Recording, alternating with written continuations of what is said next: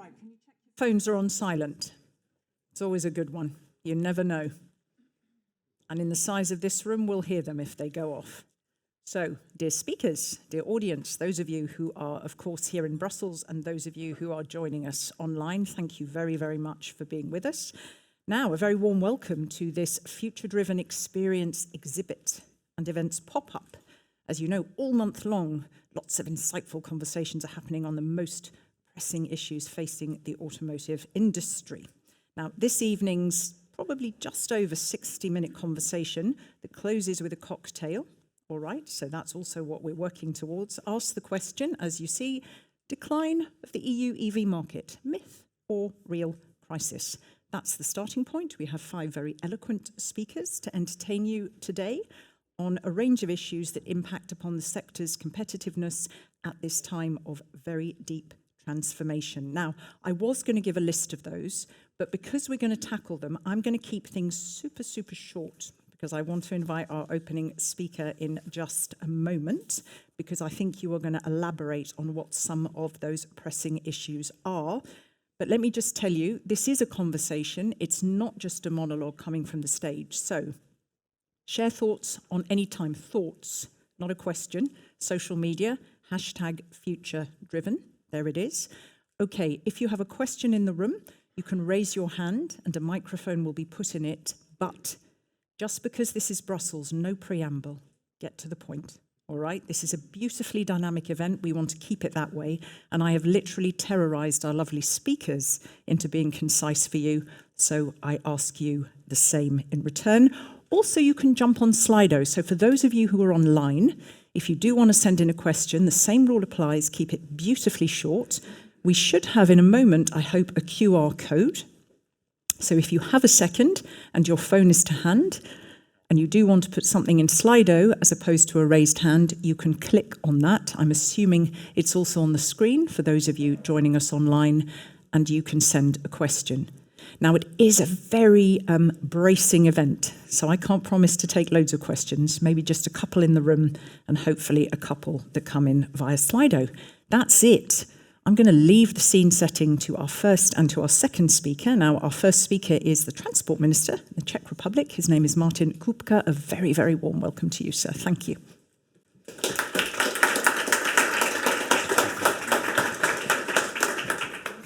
Good evening, distinguished speakers, esteemed guests. The European automotive industry, an industry that employs 13 million people across the EU and remains fundamental to Europe's industrial base, innovation and economic strength, is currently facing a number of challenges.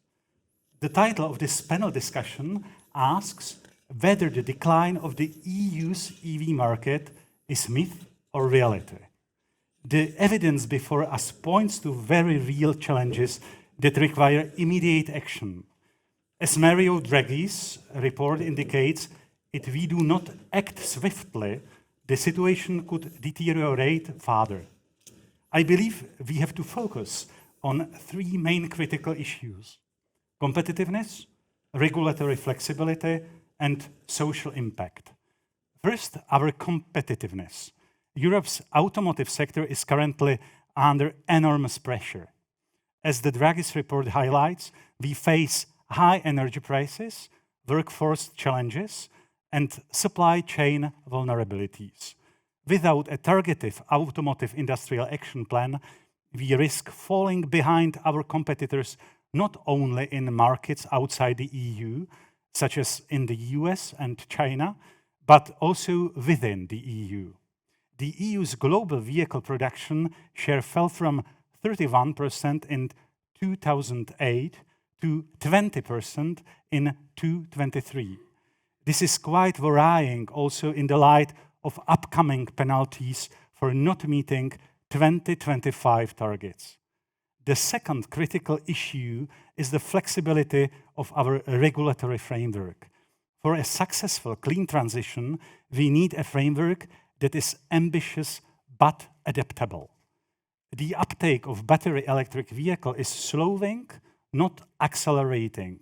Given the current trends, manufacturers will struggle to meet the current EU emissions target for new passengers cars set for 2025. This could result in massive penalties for European OEMs, funds that should instead be invested in innovation and development. These penalties will not serve their intended purpose. They will not accelerate our transition to clean mobility. Instead, they will severely limit the industry's ability to invest in the very technologies needed for this transformation. Finally, we must not overlook the social dimension of this transition. We must ensure that mobility remains affordable and accessible for all Europeans. This is not only an economic priority, but also a fundamental requirement for maintaining social cohesion across the EU and securing public support for our climate goals. Together with Italy, we have prepared a joint non-paper calling for a renewed European automotive policy that balances competitiveness with climate goals. We are currently seeking support from like-minded countries and will subsequently share the document with the European Commission. We believe the European Commission should urgently address the potential threat of penalties by either postponing them or seeking alternative solutions to avoid further burdening the European car industry. Furthermore, the Commission should accelerate the review of CO2 emission regulations to 2025 rather than waiting until 2026. This adjustment is necessary to reflect current market conditions and provide the automotive sector with sufficient time to adopt without jeopardizing its global standing. The upcoming review should realistically reassess all the elements required to meet the upcoming emission targets, promote greater technological neutrality by enabling a broader range of technologies, and offer increased flexibility by accommodating transition technologies and other flexibilities.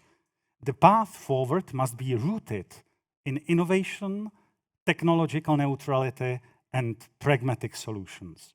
To ensure affordable and accessible mobility for EU citizens, it is essential to align EU legislation and climate ambitions with safeguards that maintain our competitiveness.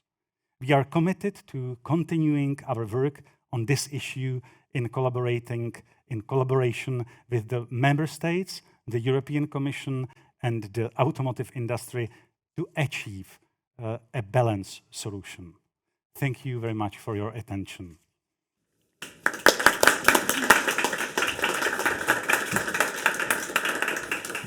Thank you very much. I would have a billion questions, but in the interest of time, I will not ask them now. In fact, I'm going to invite our next speaker. So he's going to expand on the context for the panel discussion that we will have after this presentation. So Xavier Demeulenaere, I was sitting next to you. Did I pronounce that well? Yeah.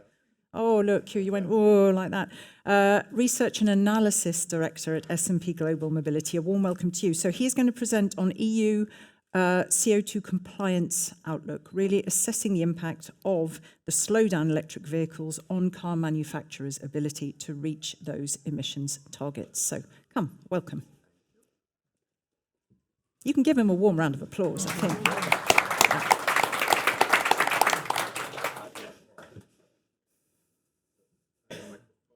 Microphone's working, yeah, and I need to be able to change the slide. So thank you for the introduction, and good evening, everyone. It is my privilege to talk to you this event. In my role at S&P Global, I look at the EU CO2 regulation and OEM compliance. So before the panel shares their thoughts with you, let me introduce the topic very briefly by presenting the evolution of our powertrain forecast in Europe and the CO2 compliance impact. First, the regulatory environment. So given the location of the event and the audience, and I expect most of you to be quite familiar with the regulation, but a quick recap. A previous regulation from 2009 set the 2020 objective at 95 grams per kilometer for passenger car fleets.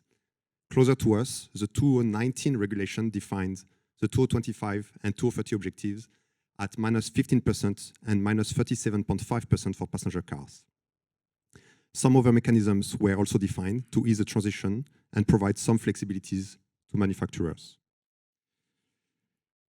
As part of the Fit for 55 package, or European Green Deal, a revision of the regulation was prepared in July 2021, but it became law in spring 2023. This new regulation saw a revision of the 2030 objective, setting a more ambitious target of minus 55%, as well as introduce a new target for 2035 at minus 100%. The new regulation also changed some of the flexibilities available to comply. I won't go into details, but a lot of things have changed at the margin, and they do matter for compliance. But crucially, the 2023 regulation also opened the door to a revision of the 2035 objective, so that's very relevant for forecasting assumption. So let's look at the powertrain sales forecasts and compare our new forecasts on the right with market shares we had at the beginning of the year on the left. You will probably have heard about the slowdown in EV sales since the beginning of the year, with challenging market conditions across the EU, but especially in Germany, the largest automotive market. The economic outlook has deteriorated, impacting the purchasing power of households, and this impacts EV sales particularly due to their high price point. In parallel, the sudden withdrawal of incentives by the German government in December led to a collapse of EV sales there and a stagnation across the EU. Our longer-term prospect has also changed to reflect the industrial planning by OEMs. And when we talked with automakers and suppliers, there is a consensus forming that many across the industry are thinking that the 2035 targets of minus 100% will be relaxed to some extent. If I focus on EV, and here I mean pure battery electric vehicle, you can see here sales volumes in blue and market shares in orange for our forecasts at the beginning of the year. BEV volumes were expected to reach close to 11 million units in 2036, with a steady rise of the market shares up to 100% in 2035. Now, looking at the changes with the recent forecasts, BEV volumes are decreased from 2024 all the way to 2036, with a cumulative volume reduction of nearly 19 million units compared to our previous forecast. Market shares have decreased accordingly for the entire forecast horizon. So just to be clear about what you can see on this graph, and the terminology slowdown in EV sales can be slightly misleading. What we see in 2024 is a reduction of EV sales, both volumes and market shares compared to 2023. So that's a real, well, more than stagnation, a real slowdown. For 2025 and beyond, we expect a reduction in EV sales compared to our earlier forecast, but we still expect an increased penetration compared to 2024. So with market shares growing from 15% this year to 21% next year. So what does it mean in terms of CO2 emissions, and is that enough? So in our previous forecast, we had emissions in blue on the graph reducing steadily. And for the whole EU market, it was expected that the targets could be reached in 2025, 2030, and 2035. Of course, this is an EU average. So in practice, it does not mean that every single OEM is able to achieve their individual targets. But at least it means that the regulator can be satisfied that the legislation reached its overall objective, and OEMs have the opportunity to use pooling to completely avoid financial penalties.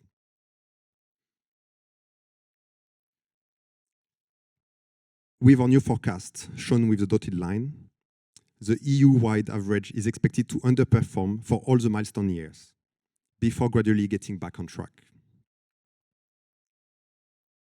So there's implication for different time periods, but if we look at the short term, and in this instance, I mean 2025, focusing on the largest OEMs, we can see that a 15% target reduction was already demanding for several OEMs in our previous forecast, so in dark blue.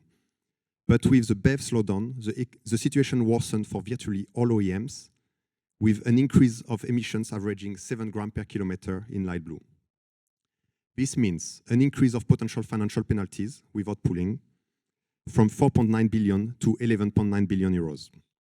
But let's keep in mind that pooling remains an option to mitigate these penalties to an extent. And So these numbers can be seen as the upper boundary of this financial risk. Sorry, if no steps are taken to lower the impact. On the other hand, I'm back to the previous slide. We did see with the new forecast the emissions being above the target. So it does mean that even with extensive use of pooling, there won't be necessarily pooling opportunity for everyone. For a broader picture, we can look at the entire forecasting horizon with the previous forecast in blue and the recent revised forecast in orange. The left graph displays the number of large OEMs missing their target, and the right graph shows the aggregated potential penalties without pooling between OEMs. And while we always expected some level of non-compliance for OEMs that may lag in their electrification strategy, the potential penalties were really much limited to 2025 and 2030. With the new forecast, the situation has worsened across the board, and potential penalties are significantly higher, spread across numerous years. But again, that's an assessment at the OEM level without pooling considered. So, in conclusion, after the amendment in 2023, the EU regulation is no more stringent for the longer term. The 2025 objective was unchanged from 2019 regulation. On the other hand, the 2023 regulation opened the door for a revision of the 2035 targets, highlighting, and I quote the regulation here, the importance of an economically viable and socially fair transition towards zero-emission mobility. The market condition deteriorated in 2024, leading to a slowdown in EV sales. Talking to members of the industry, and given the challenges to transition to a BEV-only market, we observe that more and more companies expect that the 2035 target may be revised, and they are preparing contingency plans to maintain non-BEV offering beyond 2035. For the short term, the obvious challenge for most OEMs is to sell more EVs next year. This can be promoted through discounting, and right now, the second lever is to delay deliveries of EVs until January. So any slump of EV registration during Q4 could be seen as a positive, or at least is a kind of strategic planning by OEM to mitigate the impact next year. Ultimately, pooling was used in 2020, the last time the target was reduced, and this remains the primary lever for a number of OEMs to mitigate the financial penalties in 2025. There is a financial cost associated with pooling, for sure, but lower than the fines. So there is no reason that this flexibility won't be used to the largest extent possible. Again, that's a way to mitigate, to reduce drastically these numbers have shown. This is kind of an upper boundary of the financial risk. Based on our forecast, we won't see the opportunity for everyone to pool in 2025. That's true for longer term as well, but 2025. So there won't be necessarily opportunity to pool for everyone. That being said, next year, there's definitely more scope for pooling than in 2020. There's definitely more BEV-only OEMs on the market. There's more predominantly Tesla and Chinese, not only, but predominantly those two type of OEMs that have more volumes available on the market, and they offer the opportunity to pool. Of course, there's a few European OEMs as well. So that's the background here. I try to keep it short. Hopefully I'm on time. And I think that will be up for the panel to discuss all of the implications with you after that. Thank you very much.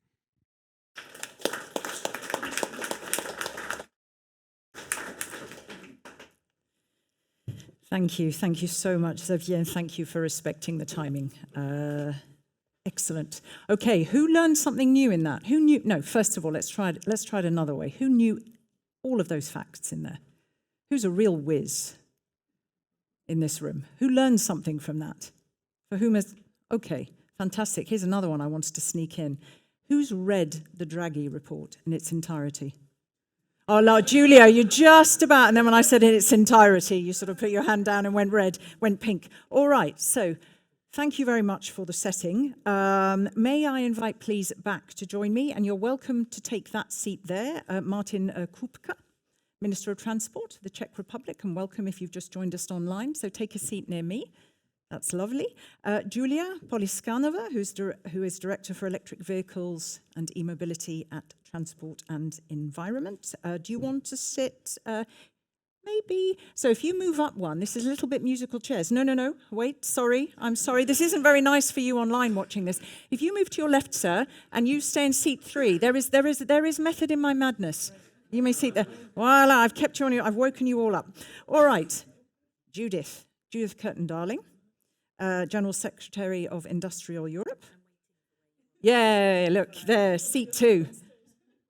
There we go. And Sigrid de Vries, who is ACEA Director General. There you go. The seat is yours. All right. So I will cross in front of you. A warm welcome to everybody.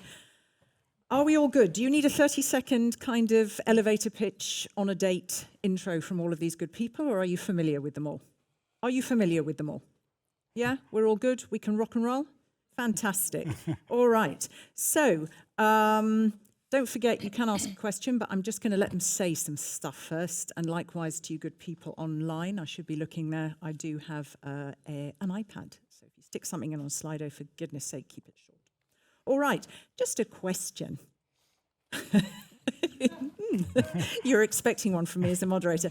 You made some very relevant calls there that I do not think are a surprise to the people in the room. You were talking about, there are real needs in terms of maintaining that competitiveness, which is at the heart of the Draghi report, this regulatory flexibility and the social impact. You use 2 words, affordable and accessible. But I'm going to sneakily say, I'm going to jump to the national government role, because you talked about, I think with Italy, you're bringing this paper forward, you're looking for other partners. You mentioned that, in Germany, the incentives have been removed. Just from that sort of starting point, where do you think national government sits in this, and what should they be doing to really mitigate some of these considerable challenges? I think that on the side of member states, it's necessary effort to change. When I mentioned also the necessary postponement of these penalties. And I can say that it could be the concrete role of the member state governments. And it's, for example, the current issue for the Italian government and also Czech government, also in very close cooperation with, for example, Bulgaria, Romania, Austria as well, Croatia, Slovak Republic. And this morning, I also heard about the really similar initiative of the French government to change the penalties for the next year, because of the same arguments and same threats for the whole competitiveness of the European car industry. Okay.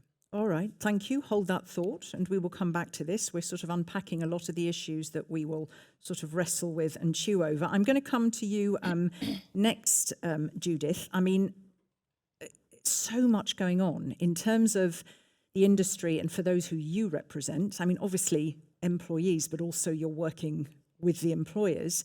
A lot, we talked about it. We have VW, we have Northvolt, we have Nissan, we have all of these different players. Given what you've heard thus far, what would be your opening statement? What do you want to bring to the table? And particularly when we look at the title, is there a decline? Is there a real crisis? And should we be very worried about it for the sector?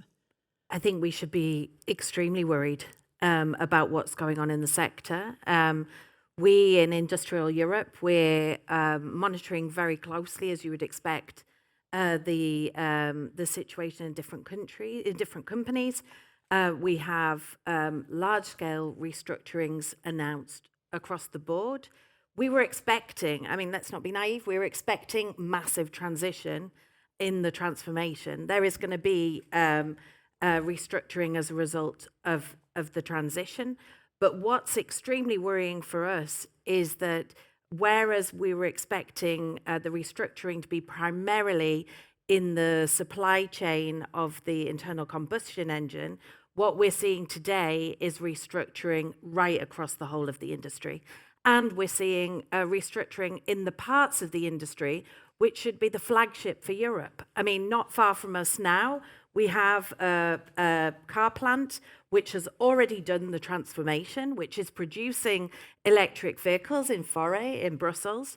and is at risk of closure. And we're at risk of losing that industrial capacity, the industrial skills, which are a massive investment for the retraining and upskilling of a traditional automotive workforce to be producing electric vehicles. This is extremely wasteful. And what I would say, maybe in response, if I'm allowed, so that it's a real conversation, is that the question of the penalties is not for us the key question for national governments.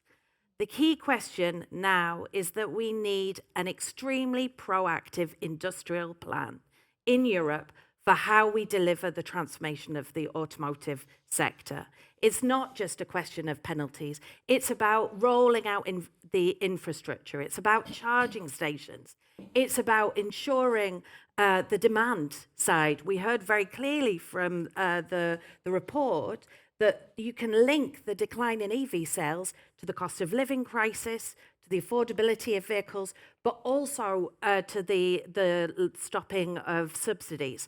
So let's actually look at the root causes, and that's where our government should be focused. We have a very short window of opportunity to turn the situation around, and we need really urgent combined action to ensure that we deliver that industrial deal, because otherwise we are simply perhaps stemming slightly the bleeding, but we are not stopping the bleeding. Kicking the can down the road.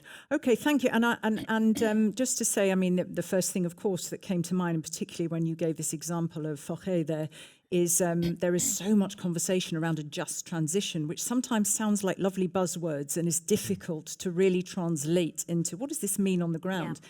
There is a very good example and very heavily felt at the moment. What your comments, and when I read up around this, and I said it also to Sigrid, is that I think everybody acknowledges that this is a very tough time for the automotive sector, and everybody would be in your camp saying, we need that, you called it, proactive industrial plan.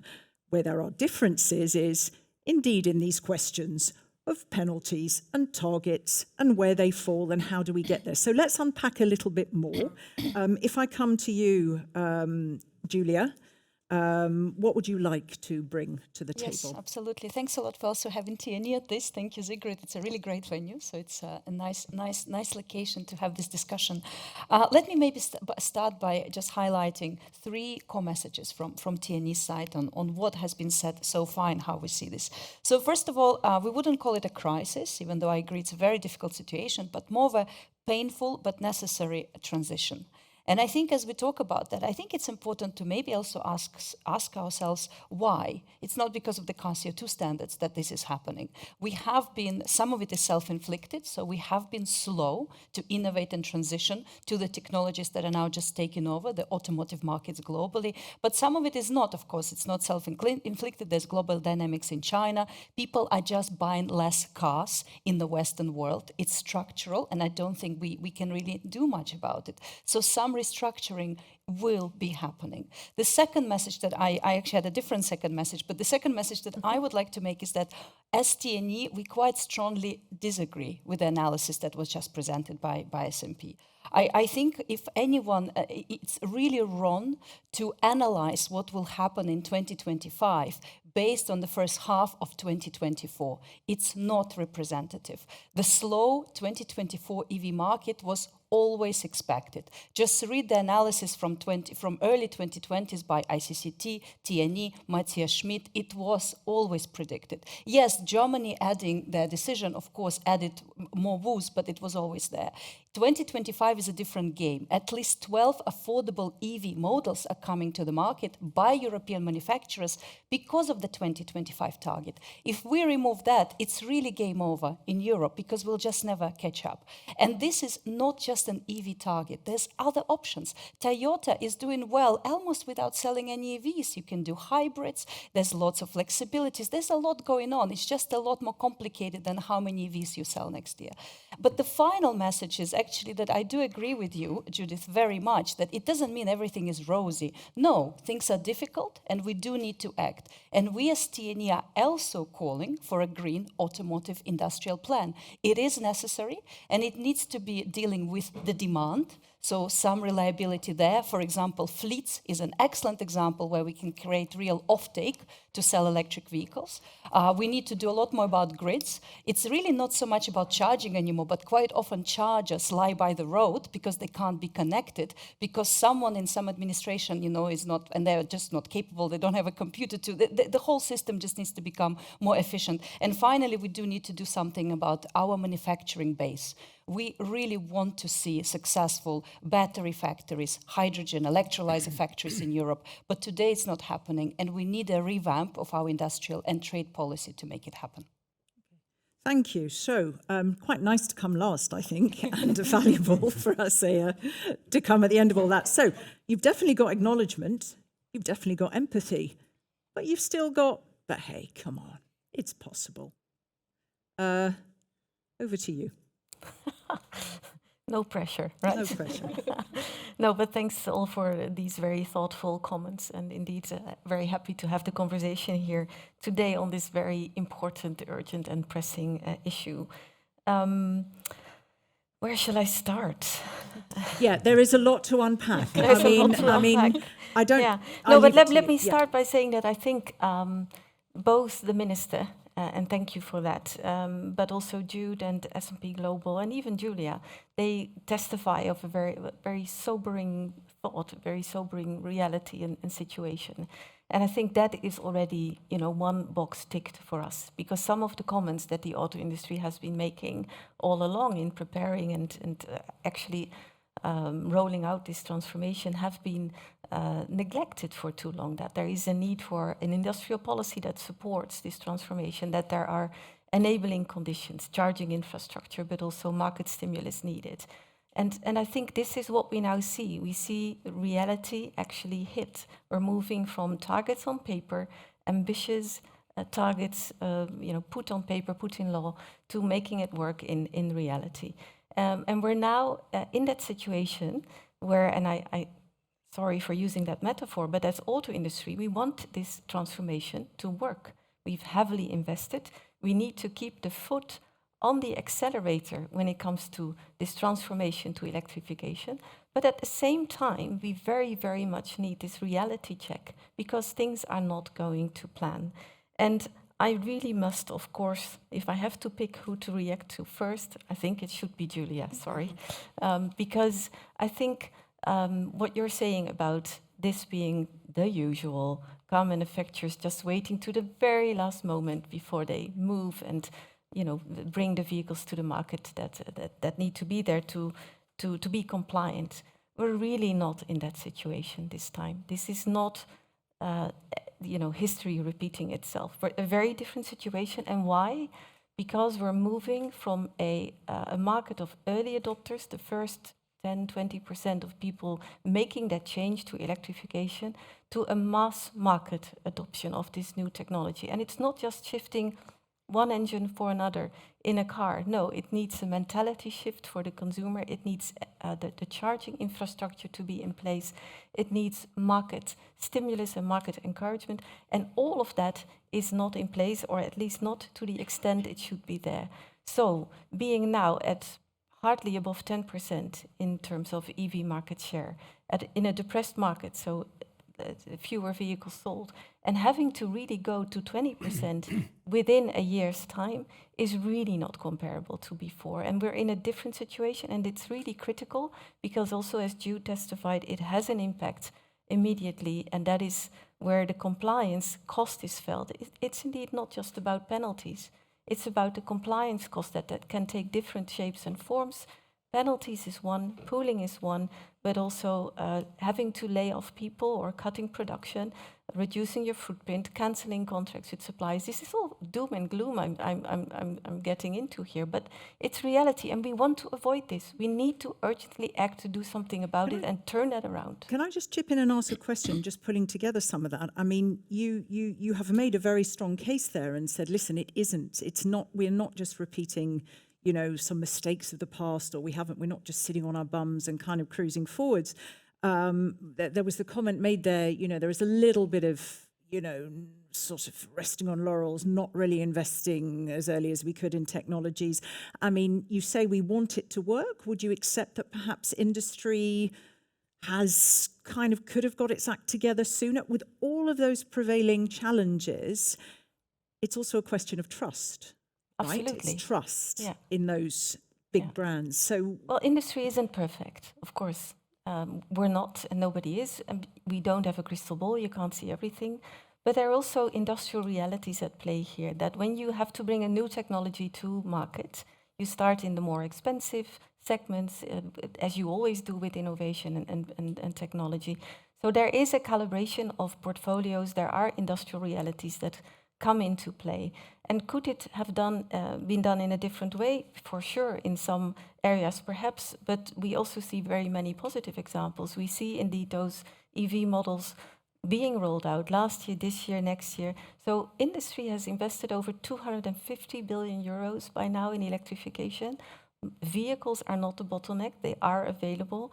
But unfortunately, many other factors in this equation don't add up in the way they should to accelerate, and that's what we need to do.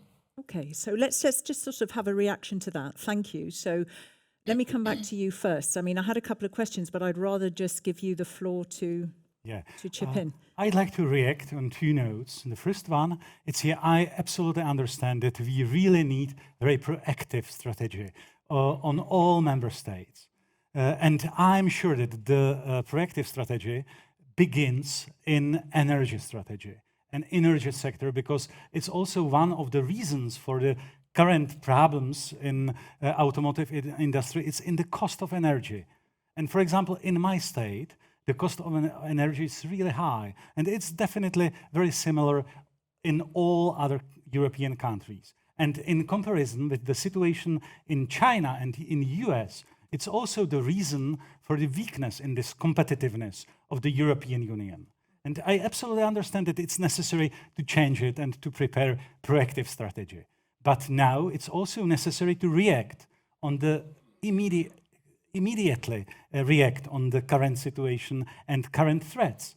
And it's also responsibility of member states to say that in this concrete example, in this concrete situation, to avoid of new penalties, it's also the really strong intention, absolutely because of the necessity to invest to the new technologies. Because I'm sure that also because of I can say our knowledge, and for example, we can also support with the Draghi's report that it's necessary to invest and to bring to the market and to the sector innovations and new technologies. And it's definitely expensive. And to bring the penalties instead of the new opportunities to invest, it's definitely a mistake for the future.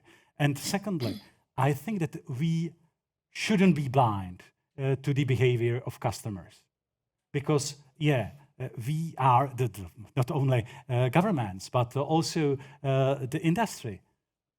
Both of them, we are for customers, for voters in my example, and for customers in example of car makers.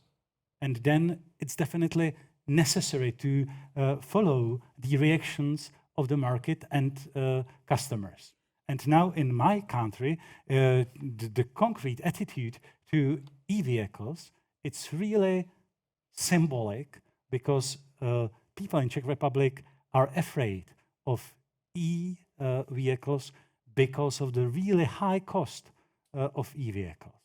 And the current situation is about the increasing the average age of the fleet. And it's definitely counterproductive step against environmental conditions. And it's not only the situation in Czech Republic, but also in the whole region. Can I pick up? I'm just in the interest of time. Can I pick up on a couple of things? Do you mind if I just skip over to Julia and then come to you after? Because I had some specific questions, but obviously you might have just a reaction. And I cannot promise the narrative of this conversation is going to it's going to ebb and flow, because the issues do overlap. I just want to go back in this question of the social acceptance is public uptake. Okay, affordability, accessibility. You said right at the start of your intervention that you are seeing different things to for one of the key points in that report, that everyone knew this was coming in terms of the slowdown. So you said, no, it's not a crisis for us. I wouldn't say that. This was expected. So was there anything you just wanted to add on that? Because obviously, member states, it ain't one size fits all. And there's anything else you want to expand a bit? Just to clarify, I never ever said or really want to say that there is no problem and it's rosy times. Please don't get me wrong. I think it's very tough times, absolutely, and we need to do something. In fact, we're also frustrated that there's not much being done, for example, around the battery sector. So there's no question there. I think it's just, for me, that the answer to that is not as simple, oh, let's just delay the target by 2 years. Frankly, it won't change much. We will only be further behind. But I'm happy to answer about your question on consumer behavior. I actually fully agree with you, Sigrid. We are moving from the niche to the mass market. That's actually something, fully agree. What we need for the mass market is a mass market product at a mass market price. And this is why we believe there so far has been such sloth in the pickup in the mass market. Because today in Europe, up until the end of 2024, there is almost no European electric car model under 25K. 25,000 euros. It doesn't exist. But they are all coming. They are all literally being planned as we speak at the end of this year to coincide with the target next year. And this is not a coincidence. They are being put there because the manufacturers need to increase the sales, and this is the way. This is the way to go to the mass market. You bring your 20 or 25,000 euro EV. So I suppose my plea to all of you is, it's difficult times, don't get me wrong. And I don't necessarily say, oh, you bring that model, everything will be rosy. But let's first see how those European affordable models actually do. Let's bring them to the market, see how they're doing before already putting a cross on it saying it will never work. I think next year will be a much better year for EV sales in Europe than this year. Maybe I will be wrong, but everything we've seen so far following the EV market points to cheaper EVs will be there, people will start buying them. And one last thing, when we talk about consumer behavior, I do really believe that what makes people choose quite often are just good incentives by the government. Belgium is an excellent example. Belgium, we say, is the new Norway. And it's not because people in Belgium woke up and they're more EV, fans than others. No, because here it's mostly company cars market, and today it's simply cheapest option to get an EV. This is something that so many of us in the audience do. Same with incentives. In Germany, the biggest European market collapsed because from one day to another, Germany withdrew incentives. This is directly in the control of the government, and it could have been avoided. Okay, hang on. It's got to be a quick one because I want to give the floor to Judith. But do you want to come back specifically on that? Yeah. Because I'm sure that all incentives are no free of charge. And it's really expensive measures from the side of governments. And I can say that on the side of responsibility of, for example, my government, is to build necessary charging infrastructure. And I see that this is the responsibility of the member states. And I can say also that, for example, the previous subsidies for purchasing new EVs were more than the problem with the modification of the market or manipulation, I'm afraid. Because at the end of these subsidies, the market was definitely unstable.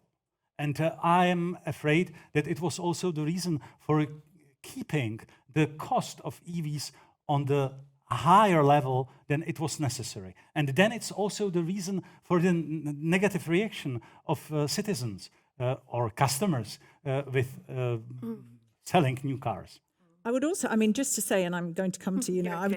Interestingly, for me, again, it's, I'm in the market for a new vehicle. So, of course, I might be more steeped than most in these kinds of conversations, these kinds of possibilities. But I think the tricky thing when you hear all of these discussions is that you as the consumer start to lose confidence in that market. All of this and just bringing that back to you, you were very clear. You said, listen, there's what we hadn't expected was restructuring across the whole of industry. So given everything that we are seeing, what do you answer to in terms of, listen, please, we want to use that money in R&D, because if we use that money in R&D, we are then progressing the sector more quickly and hopefully avoiding some of these closures, these job losses, these pay slashes that we're seeing. Where is the balance to be struck, do you think? I mean, so much has been said that it's really. It's hard. Take your time. I'd like to respond Yeah. to that, but I think it's very important to. There have been things which I think are right in several people's interventions. Absolutely, the energy policy in Europe is critical to dealing with electrification, because we need an enormous amount of electricity by 2030, and it has to be abundant, it has to be affordable. There are many multiple simultaneous demands on that energy, whether it's energy intensive industries or the electrification of transport. So getting the energy policy right in Europe is critically important. What I would slightly dispute is that we cannot think that the investment which is needed is going to be just a small pot here targeting just the energy infrastructure, because the scale of the transformation that we need to see, and we see that in the Draghi report, 800 billion in terms of investment. This is colossal investment. It's 560 million in terms of the grids alone by 2030. We need to be seeing this scale of investment, and you can't do that currently in Europe in the context of fiscal policies which have been adopted in terms of macroeconomic policy. So we have to get the demand side right, and we have to have macroeconomic policies which sit in line with the agenda in terms of industrial policy. And industrial policy without that investment plan behind it will be all hot air, and we will arrive in 2035 in a much worse situation than we are today. And we have to be realistic about that. Where I slightly disagree with Sigrid is that, yes, okay, industry is keen to be involved in the transition, but if we look at what's actually happened over the last few years in terms of European OEMs, what we've seen is profit maximization strategies, the upward drift, trying to get as much out. And if you look at global dividends, Europe is leading the world in terms of dividends and shareholder returns. 46 billion euros given to shareholders in the last report, which was done by an independent agency. And the automotive sector is one, alongside pharmaceuticals, is leading that shareholder value approach. So I'm all for calling for an agenda which is about recognising the investment in R&D. We also know the automotive sector is leading in R&D, but there has been this enormous extraction of investment, which has been linked to selling more expensive vehicles, in pursuing a very profit maximization policy. And ultimately, the cost has been falling on the workforce in that policy as well. And we've seen restructuring linked to that profit maximization. I won't name names because that's probably not what we do on a panel like this, but there are some very big players in the European automotive sector who are very explicit about their profit maximization strategy and are proud of it. And that is a real asset stripping strategy of the European automotive industry. So we have this combination of the policy framework not being there from governments and the stimulation framework, the demand side, but also bad corporate decisions on the other side. And ultimately, it's the workforce and the energy or the mobility poor in Europe who are at the kind of core of this. So we need a different agenda. And when we're talking about consumer incentives, we should be looking at things like the French social leasing proposals, which really drive the electrification for smaller cars and those who are more affordable to really promote social acceptance as well. So there are things which have been said by different people, but I think there are some elements which are missing from this. Okay. Don't forget that I'm going to try and there's nothing on Slido, and that's okay. I'm not insisting because time is I'm trying to do the maths with timing, but if there is a couple of questions from the floor, we will take them. But the obvious person to come to is you, I think. And there is, again, yes, we acknowledge, yes, this isn't all rosy. Yes, I don't think it's a crisis, but it's not rosy, you said. But hey, come on. There's been some, here we go. These are the facts. This is what's going on. And it doesn't look very rosy from that point of view. No, but I think it shows again, and also in the passion with which we hear the arguments being made here, that there is actually really a lot at stake. The auto industry still supports over 13 million jobs in Europe. It's one of the cutting edge manufacturing industries that Europe actually still has. So there is a real need for keeping that a thriving industry in Europe, not just thriving global auto manufacturers, but manufacturing in Europe. It's not for nothing that China and the US are actually putting so much effort into having a thriving industry within their own borders, because it's an industry that supports the economy left and right throughout the value chain, up and downstream. So this industry is indeed leading in R&D investments. It's also leading in highly skilled jobs. It's also leading in paying high salaries to its workers and making for high quality jobs and work circumstances. So there is a lot to be said in favor of this industry, and yes, they may be leading in shareholder policies as well. But I think that's part of the equation, and you need to make profits. You need to pay shareholders that are willing to take risk in order to support you going forward and make the sustainable investment in innovation and in mobility and transport going forward. I think what we're seeing here is stagnation of the EV market, which is a real risk for meeting our CO2 targets, but also for the development of manufacturing industry, of jobs, and our future in Europe. So what we really need to get to is this self-propelling market, and it's not just delivered by putting affordable vehicles on the market. That's one part of the equation, and it is happening, and we're proud that that's happening, and we want it to be possible in Europe. You need to be able to profitably make vehicles in Europe, which is an issue, the regulatory framework you mentioned before, which can be a real burden.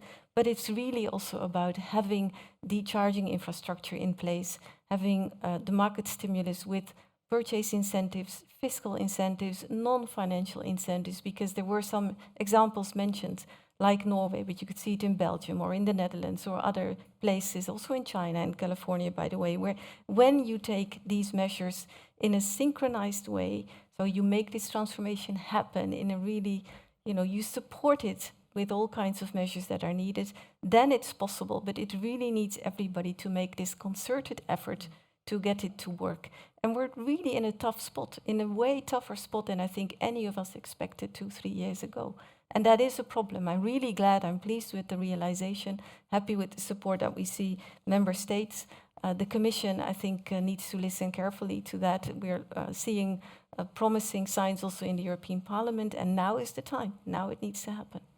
Do you think, when you say that and you say, and okay, yes, indeed, there are investors, there are shareholders, they need to get a return on their investment, and they need to be incentivized to do so, and that investment would go into R&D.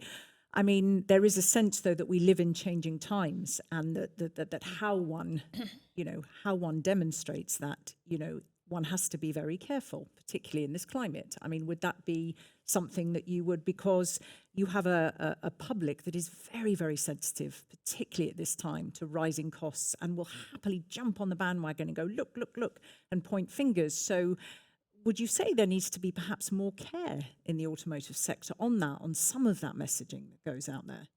Obviously, if you get these messages, you need to be more careful. You cannot just broadcast, you need to listen and take it in. But I think I think auto manufacturers are really, really very well placed because they're rooted in local economies and society. They know what's going on. They support their local communities in so many ways, and they're really part of society, so part of European history and legacy in a very, I think, positive way. So they're well placed to do that, and they do listen. I would really hold against that they are kind of in their own bubble, as we sometimes feel here in Brussels, but that's not the case for auto manufacturers. Julia, I'm coming back to you because, again, you're saying, I think, we need to get those affordable vehicles out there. You talked about that threshold, and there's nothing, that's under 25,000.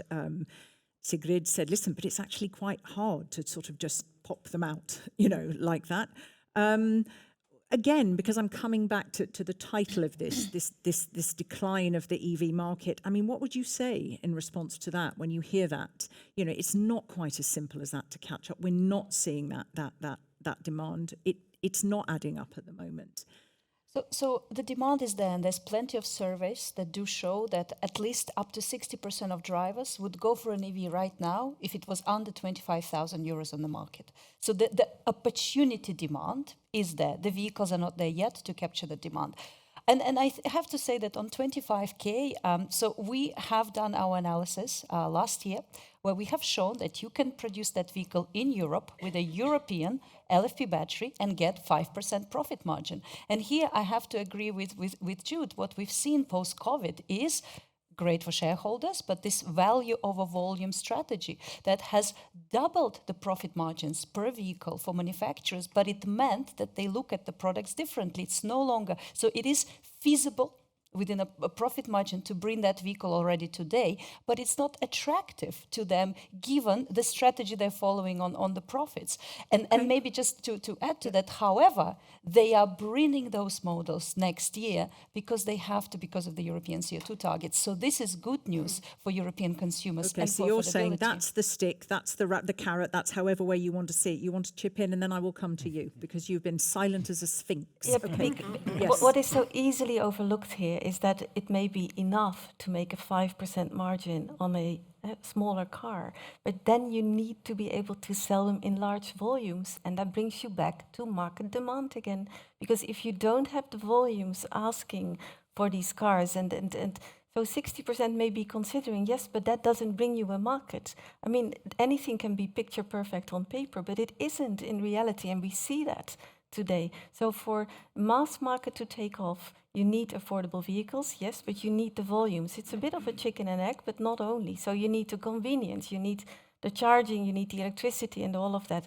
But in order to make profitably smaller cars in Europe, we need the volumes to be taken up by, which is a difficult way of saying that there need to be people and drivers buying these vehicles, and we're missing the numbers there. So and that's not entirely strange. It always with new technology starts in smaller volumes, but getting this now happening from smaller percentages to everybody basically, that's the difficult thing. And so it may sound easy, it's not being done yet. I think we have capacity and competence in car manufacturing in Europe. It would have been done if it were possible. And I think with an industrial policy that also looks at the regulatory framework, that looks indeed also at the battery value chain here, and a number of other things as really described very well by Mario Draghi, we will be getting there. But also there, it's urgent. Please. Some political notes, which are also necessary. The first point, and I think that all of us absolutely agree that we really need to invest to innovation and new technologies, also in car makers or in automotive industry. And on the side of states, it's also necessary to make energy cheaper for the production of cheaper cars for citizens. And I can say that it's also the one note from Draghi's report that we really need also more accessible sources of raw materials in the European Union. It's also the next necessary condition for this. And I think that we don't need the new spectrum of social incentives, because all of them are really very expensive. Also this social engineering in France about the social leasing for the smallest e-cars. And I don't believe that it's definitely a good way how to support the competitiveness of the European Union. We really need to have, I can say, more self-confident car makers who are able to taste new ways, new ways how to improve their ability to be successful on the global market. And I think that it's something like the original mood of the Europe, to be courage for the next investment, to be courage for tasting new ways, how to make definitely cars cheaper and how to make also car more improvement, because the current comparison with the Chinese cars and also with the American ones, it's for the European Union not definitely positive. And now I am absolutely sure that we really need to bring better conditions for the self-confident car makers, not to bring new and new incentives and subsidies. And I can say that now it's the wake-up call for all of us, and also for car makers, because I'm sure that there should be the possibility how to change the production with the necessary equal conditions or better comparable conditions with America and China. Hold that thought. Let me just check in with the room. I mean, we are talking about a lot of things going backwards and forwards. So it may be that you are being well stimulated and therefore you have, please don't ask a question necessarily on something that you could ask in a networking moment or something, but is there anything that we've missed or even a comment that needs to come from the floor? Yeah, here we go. Here is a microphone. As you know, please, in the interest of time, because we've gone past 1:30, so I'm not a good moderator. We've gone over time. Keep it short. Still get to say who we are, or we skip that? Of course you do. Okay, Yes. so, Yes, say, of course. We need to know you should be here. From the European Parking Association. But just a quick question, I think mainly to Julia and Sigrid and Minister, because you're amazing in a debate, very well done. Greening corporate fleets. And I know it's put to the new commissioner-elect or designate, whatever. How would that work for you, Julia? Because it's not social leasing, it's corporate and value chain, cheaper second-hand market. So how would it work? What would you propose? And Sigrid, is that part of the solution? Okay. Yes. Well, it's more their answers need to be Yes. concise, No, sorry. But listen, if you're all good and there's energy in the room, it's okay. I know you have a hard stop at some point, but we're okay. Go for it. I can be quick. This is absolutely something we support and probably one of the initiatives we are desperate to see from Commissioner Tzitzikostas when he starts. The way we see this is today, when you look at fleets, it's all about total cost of ownership. And when you look at total cost of ownership, electric vehicles are already the cheapest. But there is a barrier, the leasing sector, in that because they're uncertain about residual values. They just follow in that logic. So what we do need is indeed a regulation. In our view, it should be a regulation that would cover the leasing side. So it would actually require leasing companies to sell higher and higher shares of zero-emission vehicles. So we always talk EVs, there's other options, but zero-emission vehicles. And at the same time, as in the US, have a mandate on the large fleets, especially private fleets. So Uber recently actually publicly came in favor of that, for example. Many countries support that. So just on large fleets, have a similar mandate that would require them, like in France, to purchase those vehicles. And what we really trying to show is that this can actually help you as car makers meet almost the vast majority of your CO2 targets in 2030. So it creates that offtake from the sector that economically can already purchase those vehicles. And it is a social policy, just because of what you said, because 2 or 3 years down the line, it's a cheap second-hand EV for the rest of us.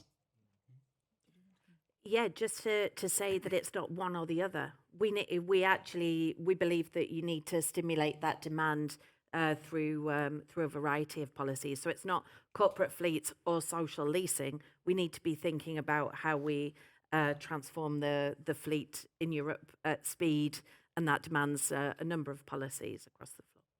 And I think, in contrast, that if you look at how the IRA has played out in the US, actually there has been a social dimension of the social conditionalities for lower income groups, which has supported the electrification.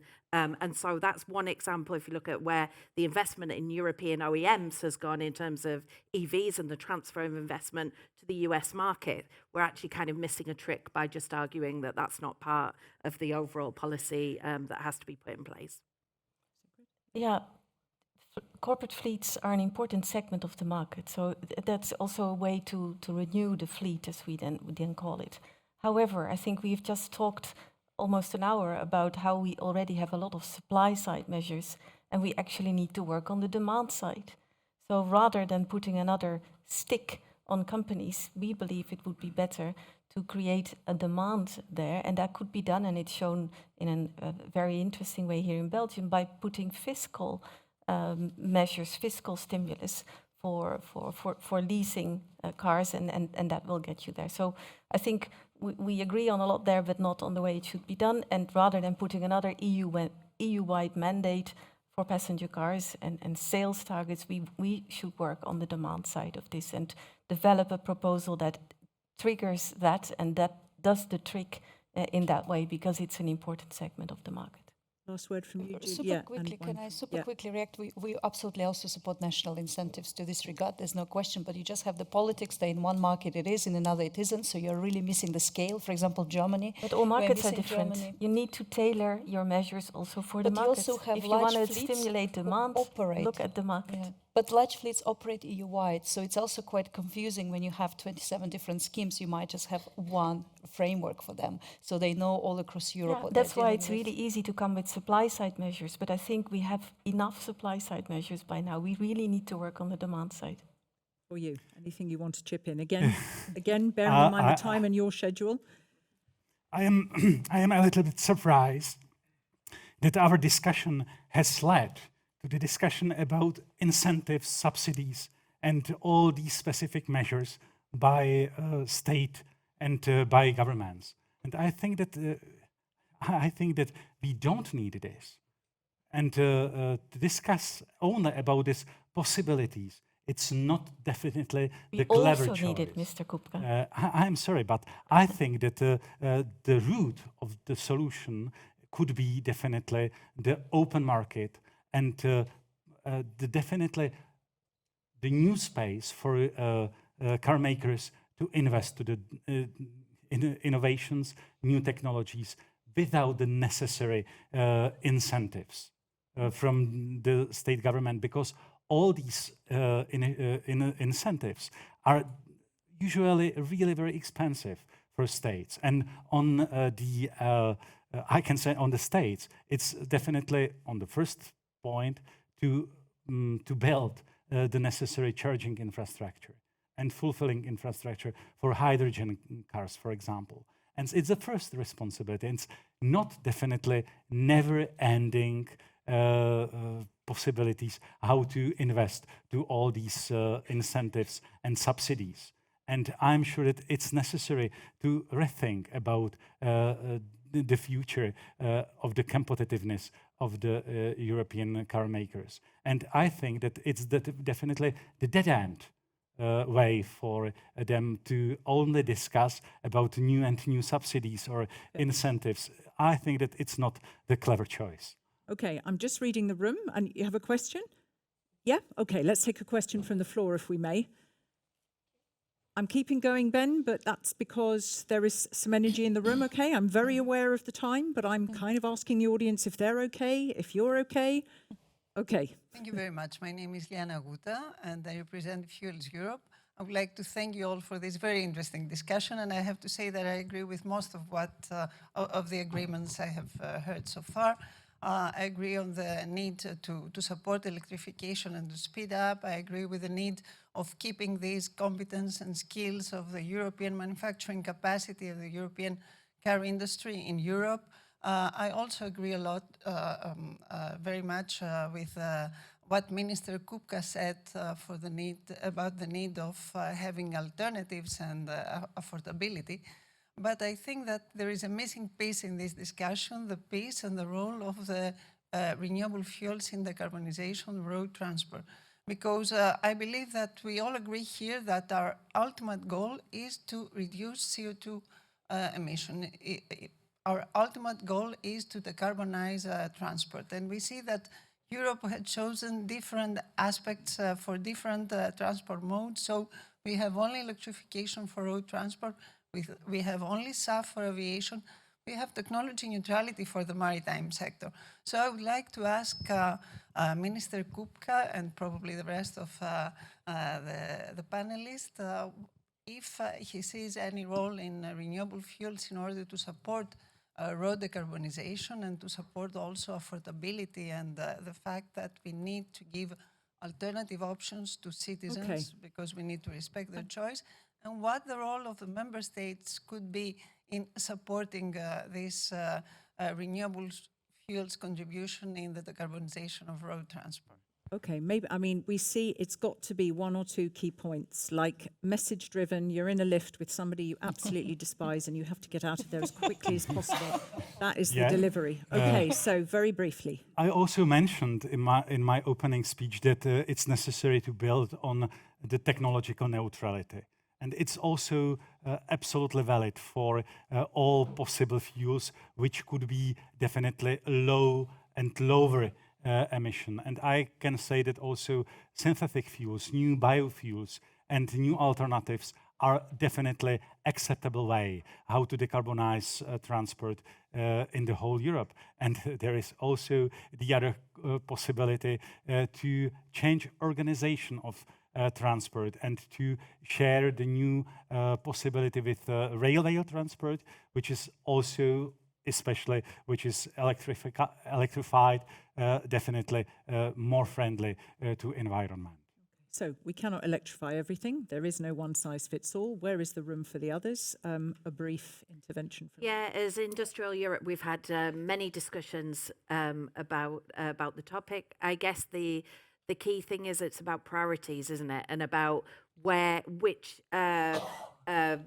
propulsion technology is needed in which sector, and the quantity of renewable fuels that are available or are foreseen to be available really, in our view, should be prioritized in the parts of transportation where there's no other alternative. So at the moment, the quantity which is needed in aviation, maritime, heavy-duty vehicles means that they should be the priority in terms of where that fuel goes to. That's the collective view of our organisations.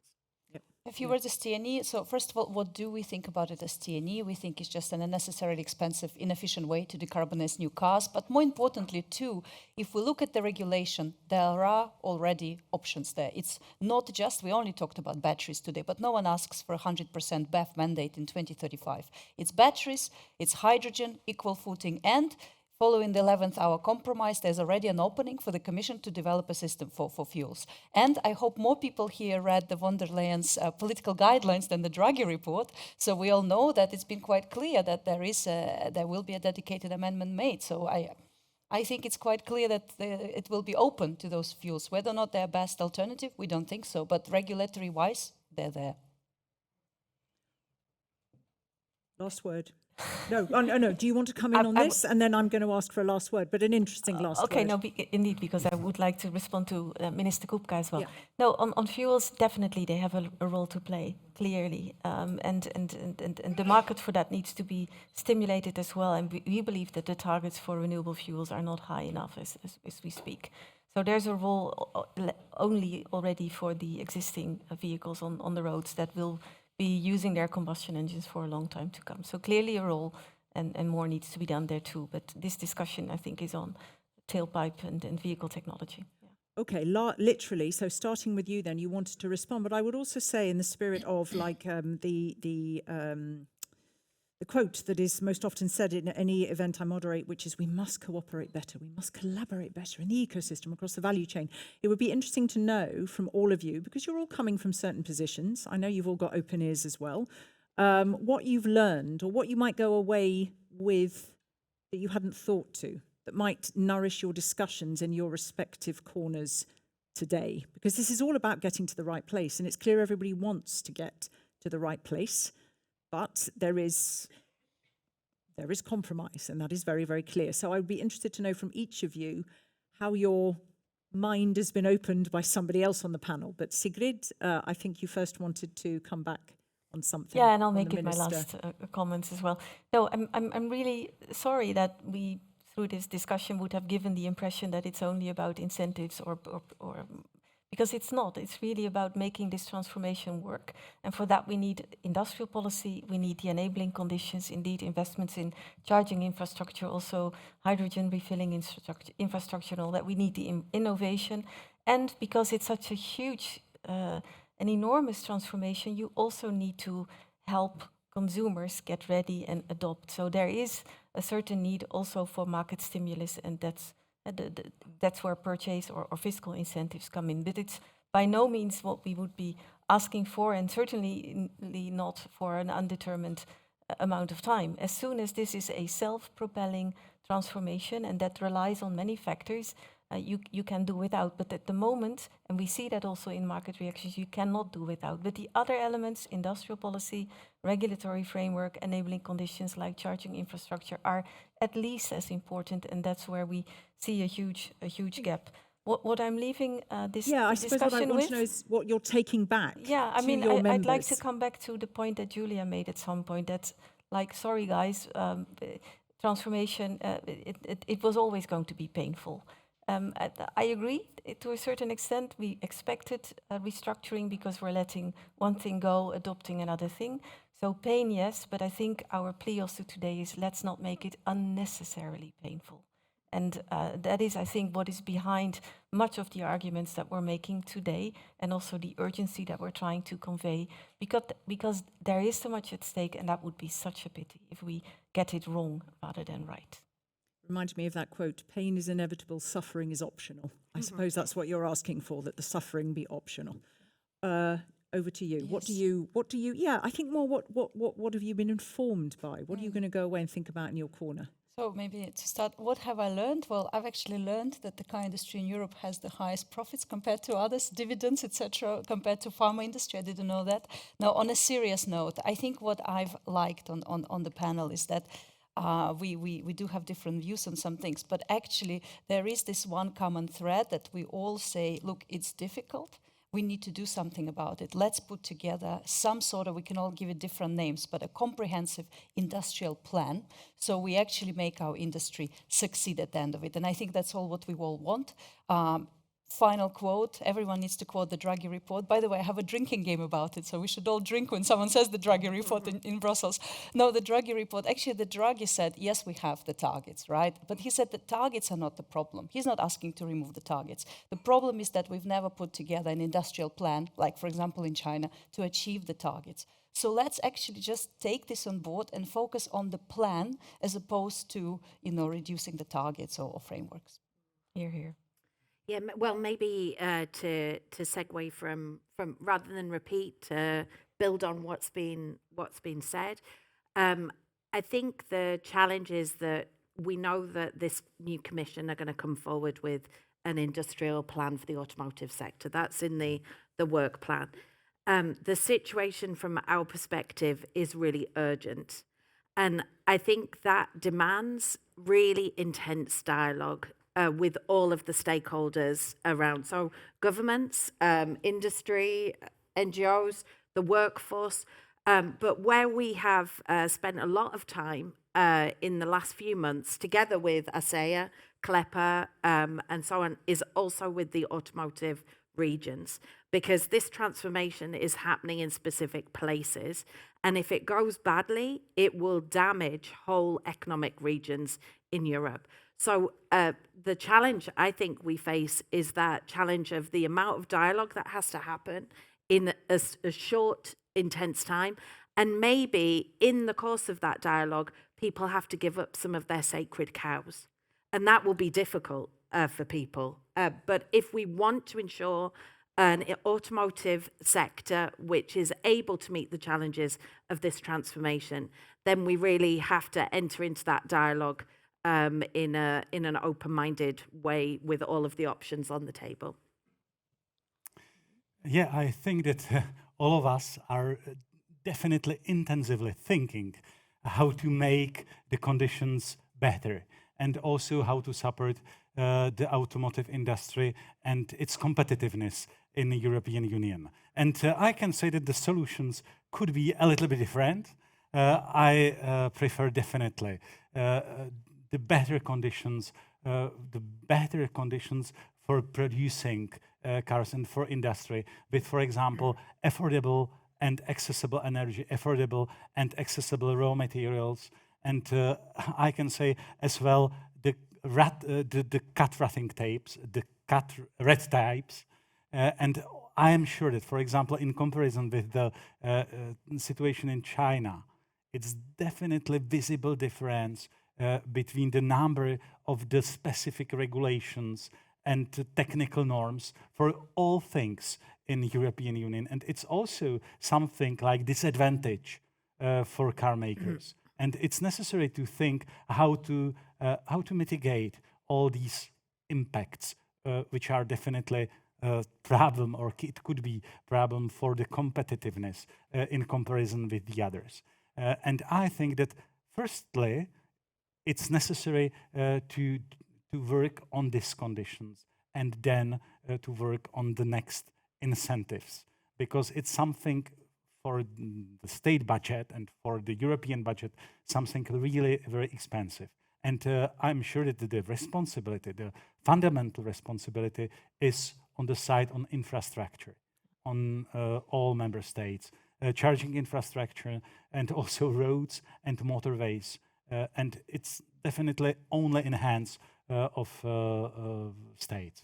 I think it was, I mean, for me, sitting from the outside, I think that has been very clear. We are certainly not just talking about government incentives. We are talking about a really broad framework. And I mean, it's, I think, a no-brainer, absolutely, what you say. It is highly necessary that these conversations are very rapid and very intense. But yes, people will have to give up their sacred cows. I mean, sitting not least because, and again, and remind us all, but you don't need reminding, we have a president-elect who we know where things are going from an environmental perspective in the United States. We yesterday had this declaration, we have the hottest year on record. All of this is absolutely critical. And also, just from my point of view, this is one of the arenas that's very close to the citizen. You know, where you say, where does the EU add that dimension? Where are those stories? This is one of the places, and at the moment it's a little bit confusing.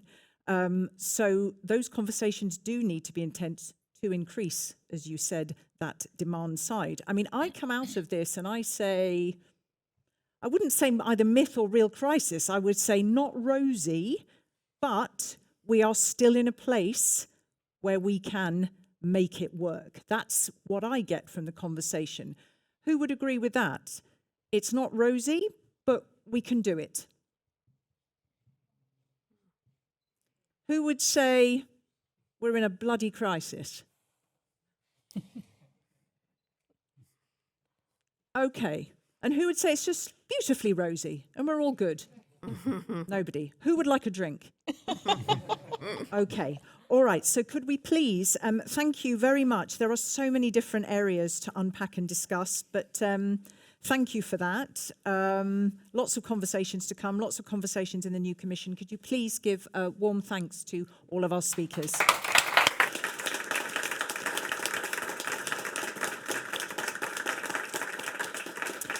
Can I also please thank the technical crew? Can I thank everybody who is here online? And warm thanks to ACEA also, of course, for organising and hosting not just this, but this whole month-long event and exhibit pop-up. So you can get your hands on a drink there. And then please do go downstairs and take a look. And don't forget that you can register for other events. I think there are more than 30. Please do go online, because huge effort has been put into putting all of this together. So it'd be great if you could spread the word and come back for a visit. And don't forget also, you have the hashtag FutureDriven. You can continue to share the conversation online. So thank you very much for being with us. Thank you to those of you online. Fly be free. Goodbye.